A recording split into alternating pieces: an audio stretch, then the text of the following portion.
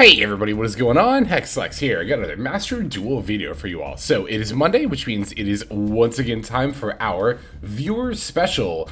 For those of you who are unfamiliar with the series, this is a weekly series that I do every single Monday, in which we look at games from not me, but rather, well, you all, the viewers, hence of course the viewer special there. I really like showing off all of your games because you all play a whole bunch of really cool decks that I either don't think of or don't have the cards to showcase here on the channel. And of course, it's always nice to just see generally different play styles and different people playing as well. You know, I've always said, and I think this is very true as well, that honestly the best way to improve at Yu-Gi-Oh! Or any game really is to watch multiple people play, and I think that the viewer special here gives us a good chance to do that. And also it's, you know, of course just nice to give you all the chance to have a, you know, I guess a time in the spotlight, so to speak, and show off your cool games. We all have kind of had that feeling, right, where we have like this really cool game we just want to show people, so I like giving people that opportunity here. If you're wondering how to submit your game to the viewer special, the main bit of information that I'm looking for is your 9-digit player ID, and of course just make sure that you have the replays saved publicly on your profile, so that way when I search your ID, I'm able to see the replays there. If you have multiple games on your profile, or even multiple games you want me to check out, that's actually totally fine. Just make sure that if there is a specific game you want me to see, that you're specifying that either the date or the time, or the name of the player that you played against, just something that I know that, hey, you know, you want me to see this specific game. Also, again, like I said, you can definitely submit multiple duels. I really just ask that you don't spam submit the same game over and over again. But if you have like 10 different replays, that's fine. You can submit like 10 different duels. I am 100% okay with that. If you're wondering where to leave this information, there's a couple of different spots. Feel free to throw it in the comment section right below here on this video. Or if you would like, you can also check out the description. I have a link there to my Twitter page. And on my Twitter profile, I have pinned on the top there a thread where I gather all of these different replays there. So that way it's all in one spot on Twitter, and I can just look at it there. You can do it there, or again, in the comment section below here on YouTube. Wherever you feel most comfortable is totally fine with me. But now that we have kind of discussed that, let's go ahead and take a look at a few of the games that we have in store for this week. Okay, so our first duel for today comes to us from Kinohara. Kinohara has a game versus Stuvaki, who's on Punk, and Kino here is on branded, but not just any kind of branded variant, my kind of branded variant, because they're synchro summoning. They have synchro monsters, which, you know, as I've said many times before, is definitely my favorite type of extra deck summoning. So it looks like we're going to be taking the second turn here, and yeah, I mean, if you look at the hand here, this looks like a pretty standard branded hand. Even the Ecclesia here is not like the most common card in branded, but does get played occasionally. But yeah, taking a look at the extra deck, as you can see, we have some pretty spicy stuff going on. Got the Chaos Ruler, a few 10s, and even the Geomathemech Final Sigma. That's super rad, as well as the Striker and Heretic Seals here. So, cool, good stuff. I'm definitely eager to see how this game plays out. This is definitely something I've thought quite a bit about while playing Branded. I'm like, you know, they do have tuners. They have a couple of level 4 tuners. It's like, Alright, looks like our Punk opponent is starting with some relatively standard plays here. It's too bad we didn't have an Ash Blossom for that Rising Carp. But yeah, here is the Wagon and the Deer Note. Debatably, our opponent actually could have, like, used Ogre Dance for Zamine to Foxy T. I really would have depended on what their hand looked like, but they got the Zamine into the rotation anyway, so I don't think it, like, really matters, but... Oh, they banished... Wait. Did our opponent just banish Sharakusai from the graveyard? Do they have another one in there? If they banish the only Sharakusai, that's interesting, okay. Because normally, yeah, we wheel back the Sharakusai in order to do the Amazing Dragon on the opponent's turn. Alright, so it looks like they're resolving the Chaos Ruler, excavating Ash Blossom, Imperm, called by Veiler, and Ogre Dance. So Veiler, I imagine, yeah, is what's getting taken here. And then, are we just going to sync for Pep now? Or are we going to go for one of our Amazing Dragons? Because sometimes, yeah, sometimes you play 2 Amazing Dragon, and you do actually go for 1 on turn 1. And then you're able to bring it back, and then particularly if you're playing Chaos Ruler like this, you can set up an extra level 11 Synchro that way. Or I guess in this case a rank 8. But I think, yeah, banishing that Sharakusai, let me actually go back and see, why did our opponent do, they did it for the effect of the field spell, right? I think it's the only reason. Yeah, and they banished the Char. That was definitely a misplay, honestly. Because again, they could have used the Deer Note to bring back the Sharakusai. Like, obviously our opponent went for their own kind of line here, and they did set up multiple, like, spell negates, which is kind of cool, but there's not really multiple decks in the, or there's not really many decks in this meta that need to resolve multiple spells to make plays. I think that bouncing the opponent's board is a much better way to end your turn one. So, I'm not saying Tsuvaki, like, you know, completely threw or anything, but I think their line was a little bit odd. Alright, so looks like we're top decking and then activating the effect of Magnum Hut. We banished something out of there, I'm sure, the Foxy Tune. Tsuvaki's going to throw out that Ash Blossom against our Magnum Hut. That's excellent. We love that to happen because this Magnum Hut search is pretty much irrelevant, I would say, especially at this stage in the game. So we get to special the Ecclesia because we don't have, or rather our opponent has more monsters than we do. Looks like we're using the Field Spell to bait out the Titanic Galaxy before sinking off into Baron de Fleur. No, Chaos Angel. Sorry, I just I see the ability to sync for 10, and I always assume we're going for the Baron, but Chaos Angel's really good here actually because it plays around this Veiler, right? This Chaos Angel, because it was made with a light and a dark, is not only unable to be destroyed by battle, but also completely unaffected by the opponent's monster card effects. So that Veiler was never going to do anything here.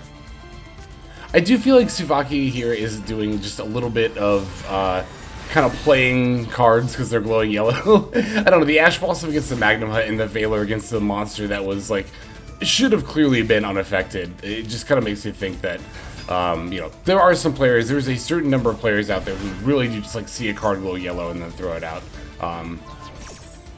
But, you know, we all learn at different paces, so on and so forth. So, looks like we're using Branded Beast to get rid of the Zeamine before it can really resolve the effect. That's going to use up our opponent's amazing Dragon Summon here, which is a little bit more relevant than it might seem. That extra summon is quite a bit. The opponent will get a lot of advantage, though. I was going to say, yeah, not only do they have the Chaos Ruler in the graveyard, they've got the Punk Field spell that can draw them some cards or summon another Punk monster if need be. So, like, even though our first turn went pretty well to counter our opponent's first turn, yeah, we're still going to have to deal with quite a few things here, namely this Pep, this Psychic and Punisher. We really need to make sure this card is not OTKing us, ideally. But I don't know that there's necessarily a whole lot we can do about that right now. Pep's going to go ahead and climb up to 7,400 attack points. Oh, but the Chaos Angel can't be destroyed by battle, of course. I literally was just talking about that, and then I forgot about it, go figure, but...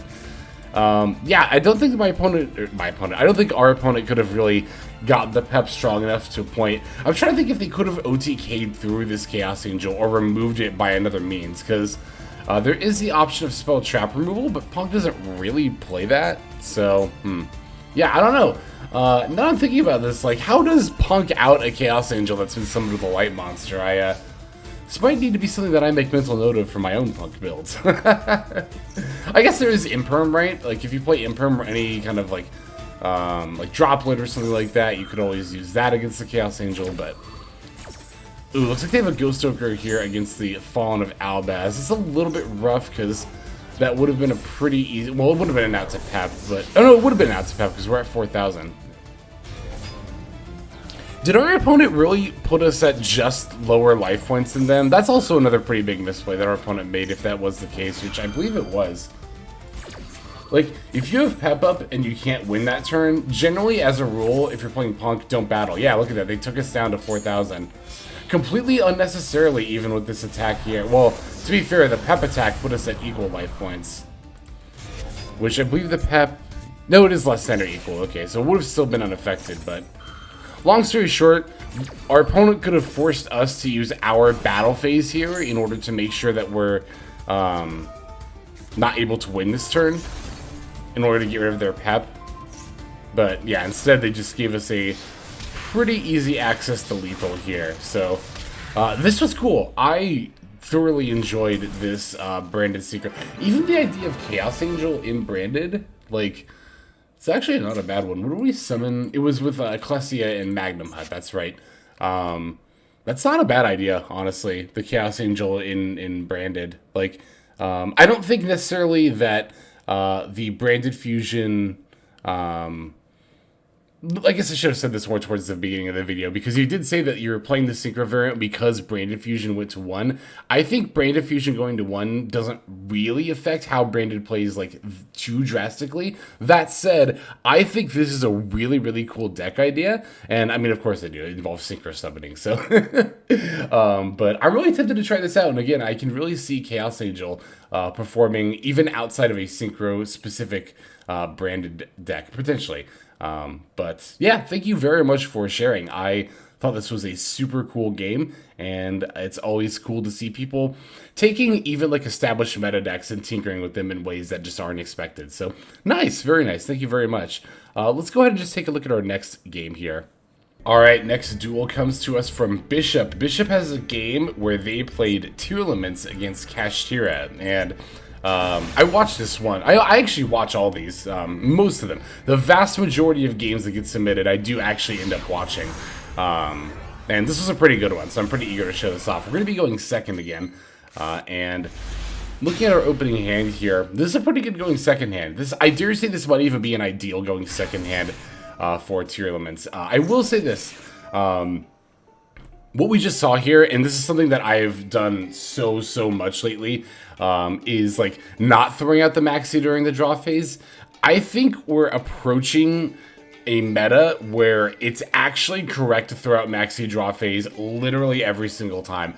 Not just around triple attack, which is a lot of the reason that I've played maxi draw phase in the past, but now with the Kashtira monsters as well. And it's not even necessarily just the Kashtira deck that I'm like thinking about, but just Kashtira Fenrir. This card is going to be so prevalent. It already is so prevalent in the current meta, and it's just going to continue to be even more prevalent as time goes on. And the Kashtira monsters do not start a chain when they summon, so it's not too uncommon for us to be missing out on draws if we don't maxi during the draw phase. But again, this is very much something that I'm also trying to get used to doing, and I often miss. So here it didn't matter because our opponent just had Ash Blossom anyway, so it actually just did not matter at all here. But generally speaking, I do think that maxi during the draw phase is right pretty much every single time now. So they're going to be using the Unicorn to banish our Kitkalos, and there are a lot of tier element players who would just snap concede at this happening. I know I've unicorned my fair share of Kitkaloses in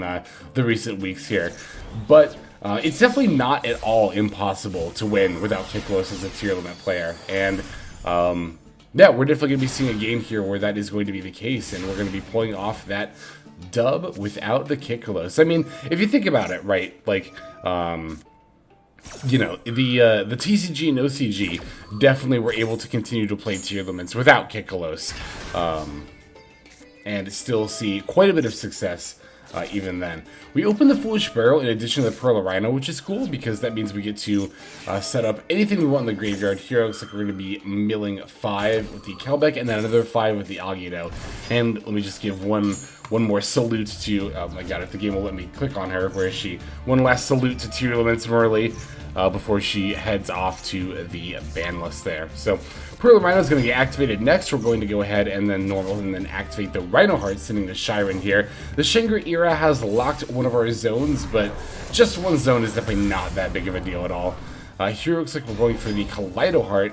We are under Maxi, so that is definitely something to be considering here, right? Kaleido Heart is going to end up getting used against the Shangri-Ira, and it looks like Pearl Rhino is going to pop the Fenrir there.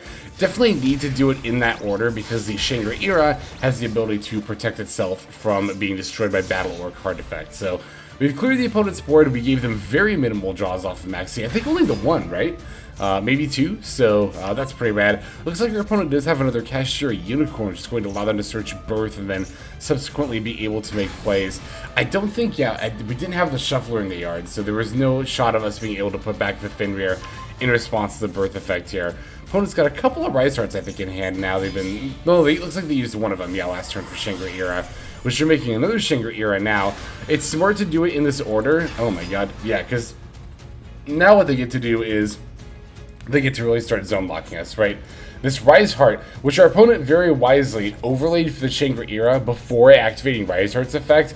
That's something you need to be doing, and I play against Kashira, and a lot of Kashira opponents are messing this up. You want to make sure that, if possible, you are making Shangri-Ira, then activating Rise Heart's effect, because that way you get an extra main zone lock there. Main monster zone is what I was going to say, but you could do spawn traps as well. Basically, you get an extra zone lock, and that extra zone lock, especially turn 1, really matters. Especially in a sequence like this, where we're going for Diablosis next, or I guess Big Eye here, because we have the battle phase, but normally turn 1 you go for Diablosis here, and then you would get 2 zone locks, so you can lock 3 main monster zones instead of 2, which there is a massive difference between that, so... but yeah, here, like I said, because we actually have the attack, we get to just go for the Big Eye and take the Kaleido Heart. So we're in a really tough spot right now, right? We don't have access to Kiklos, we don't have access to Kaleido Heart. Our opponent's got a Unicorn on the board, and this Shangri-Ira threatens to do a bit more zone locking as well. The Fairy Tail Snow is going to put the Shangri-Ira face down. I think that will actually free up our zones, if I recall correctly. And they're taking the Rolkalos, which I think is actually a bit of a misplay, right? Like, if we look at the extra deck here, I think I would have probably taken Zeus, or maybe Grapha or something. I just feel like, especially with Kiklos gone, like, there's no reason to take Rolkalos there. I think that was actually a pretty big misplay on the opponent's part. I don't think they would have taken Baron, which actually would have been correct. Obviously, if they knew we had Diviner, they would have picked Baron. I'm not saying I would have picked Baron here, but I probably would have picked either Zeus or Grapha, maybe Dragos Stapelia. Yeah. Especially if we don't already have access to, like, a fusion substitute monster in the yard, which I don't think we do. Yeah, we don't, so. Alright, cool that we get to pop our own Kaleido Heart and bring it back and proc a Fuser all in the process of doing that. That's very nice there. Also, another cool thing that by turning the Shangri-Ira face down, we actually get to destroy it by card effect, because even though it does have that effect where normally it would be able to protect itself from destruction by battle or card effect, that only applies while it's face up. But we do have to destroy it with a card effect, because if you battle the face down Shangri-Ira, not that we could, well, actually we could battle over it with the Kaleido Heart, but if we had, say, battled into the Shangri-Ira with the Kaleido Heart, I believe the Shangri-Ira would have flipped face up and then gotten the battle protection effect. So we did need to pop it while face down specifically, if I recall how that works correctly. But yeah, in any case, that was a very nice game, a nice send-off to Tier Limits early there, and just shows that, like, you know, the Kashira Unicorn sniping, obviously this varies deck to deck, but the Kashira Unicorn sniping your main extra deck monster, like the main part of your plays, is not always grounds to concede. Even here with Tier Limits, with the Kiklos gone, we managed to pull off the victory there. So thank you very much, Bishop, for that duel. We have one more to check out, so let's go straight into it here. And our final game comes to us from our Panda. Our Panda has a game where they are playing a pure Math Mech deck versus Branded. I'm eager to check this one out because Math Mech is a deck that I have been pretty invested in lately. I've just been playing it a lot in preparation for the new meta because, like, here's the thing. I kind of theorized that Math Mech was going to be good moving forward, and now that I've actually started playing it on ladder, even, like, this is even pre-banless, like, even with Tier Limits still running around, but, like, yeah, and I think more Bystials, because I do think, again, there are going to be less Bystials in the meta overall once the ban list hits, but even in a format with Tier Limits still being at the power level they are, and Bystials running around, Math Mech is taking so many dubs. Like, I think people are sleeping super hard on Math Mech right now, so... we are playing, like I said before, a more pure build, so we are playing the Multiplication. I think we have we have the Geomath Mech Final Sigma. We also have 2 access code talkers, which is definitely smart for Math Mech. For a couple of reasons. One, because sometimes you do actually need multiple access code talkers in, like, the grindiest of games. I've had that come up a couple of times where I very much wish I had a second one.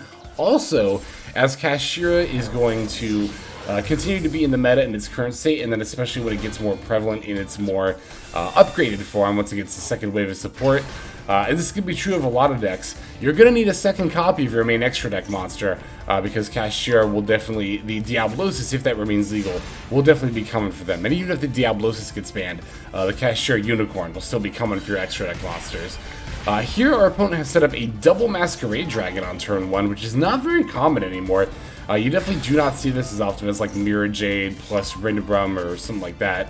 But here we thankfully have the Droplet to ensure that the Taxman is not going to be coming for us this turn. And at the end of it, all we really have is a Circular and a Call By, but it's Mathmech. At the end of it, that's really all that you need. The Cashier of Fenrir, this is also a huge boost for the Mathmech deck in particular. Like, obviously Cashier of Fenrir is being slotted into, like, a lot of decks. Like, it's pretty much a staple at this point. But Mathmech in particular really likes the ability to bait out this kind of disruption and then still also be able to punish opponents who are disrupting us as well, especially going second here. Plus the extra material on board, again, going second, can often be the difference between making access code and not. So, again, good stuff, good stuff.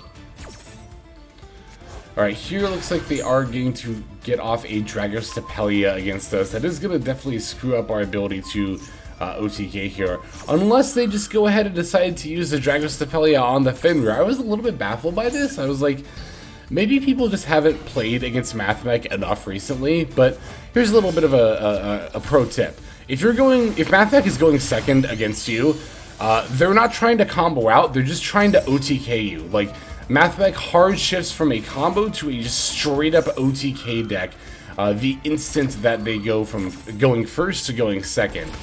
Whether it be with access code update jammer, whether it be with the final sigma multiplication OTK, just be sure that if it is, if they are on turn 2 or later, Mathmech is just aiming to kill you and not really do a whole lot else. We have Midnight Early in the extra deck too, which I noticed that earlier is pretty interesting. Oh, okay, and then it points to, it points to the right too. That's pretty cool. That's really cool. I really like this interaction here. It looks like we are in fact going for the multiplication final sigma OTK, which is nice because again, I don't usually end up having room for final sigma in a lot of my Mathmech decks, so it's cool to be able to see somebody pulling off this pretty rad OTK. Dropping the Dragostapelia's attack down to 0, boosting up the final sigma to 6k, and then dealing double damage for 12,000 damage all in one swing. Thank you very much, Panda, rather, for submitting that duel there. It was very cool to see a more pure Mathmech build there. So that's going to go ahead and do it for these games. Thank you everybody so much for submitting, not just the people who were featured here, but everybody else as well. And if you weren't featured, again, you can definitely just keep submitting duels, and who knows, maybe next week you will be able to get in here. But that's going to do it for this week's video. Let's go ahead and move now to our outro. Alright everybody, thank you so much for watching all the way to the very end of the video like this. That means a whole lot to me, not just personally, but it's also a great way of supporting the channel as well. If you're interested in supporting the channel in other means, you can of course feel free to comment and or subscribe right here on YouTube. I'm always looking to the comments section. You guys leave some pretty awesome feedback as far as like constructive criticism goes when it comes to deck building, gameplay, channel content, all that stuff. So feel free to leave your opinion down there. I will be sure to take a look at that there. And then subscribing is going to be the best way to get notifications of when these videos drop. That does happen every day, by the way, so if you're looking for daily Master Duel content, you've come to the right place. And there are more places where you can get some daily Master Duel content. If you check out the description below, follow the top link over to my Patreon page. There for just $5 a month, which is as much as you pay for a booster pack. You'll find a lot more value than a pack full of filler over there. We've got some previews for content upcoming here on the channel. We've got some exclusive games that are only posted over on Patreon over there. We've got some Q&As, and then you can also have your name featured in this lovely credit sequence where I thank all of the people who are helping contribute over there on Patreon. It's a huge support to the channel, and it really means a lot as well. So thank you everyone who is donating. that is featured here on screen. And again, you know, it's not just a pure donation. You do get some more daily Master Duel content over there just for being a part of the Patreon. But I think that's about all the time that I have for today's video. Once again, I just want to thank you so very much for sticking all the way to the end of the video. Again, it just means a lot, as I do put a decent amount of work into getting these videos out every single day. But that's about all the time that I've got for now. So without further ado, this is XLex. I'm signing out, and I hope you have a fantastic day.